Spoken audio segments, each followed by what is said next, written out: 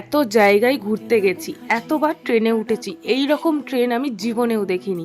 কেন এরকম বলছি চলো তোমাদেরকে আমি বলছি, দাঁড়াও। তো প্রথমেই বলি, hey everyone, welcome to my mini blog. আশা করছি তোমরা সবাই খুব ভালো আছো আর আমিও খুব ভালো আছি।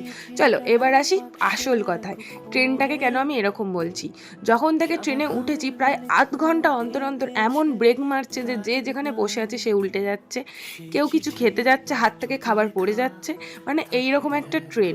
তো যা হোক করে ঘুমিয়ে নিয়েছিলাম রাতের বেলাটা, কারণ না ঘুমালে পরের দিন এত লং জার্নিটা আমি করতে পারতাম না। তো তারপরে বাবা ডেকে দিয়েছিল, বললো ট্রেন এসে গিয়েছে স্টেশনে, নেমে পড়তে হবে। তারপরে আমি নেমে পড়লাম, আর নেমে দেখলাম চারদিকটা পুরো অন্ধকার কুয়াশা, কারণ ট্রেনটা আমাদের নেমেছিল প্রায় ওই 6:45 মতো। আর কোথায় নেমেছিলাম বলো তো? এনজিপি স্টেশনে। আর এনজিপি থেকে এখন চলে যাচ্ছি আমরা যেখানে ঘুরতে যাচ্ছি সেখানে। আর এতটাই লং রাস্তা, তাই সবার পেয়েছিল খিদে, তাই সবাই খেয়ে নিয়েছিল। নেক্সট ভিডিওর জন্য তোমরা অপেক্ষা করো কিন্তু। টাটা।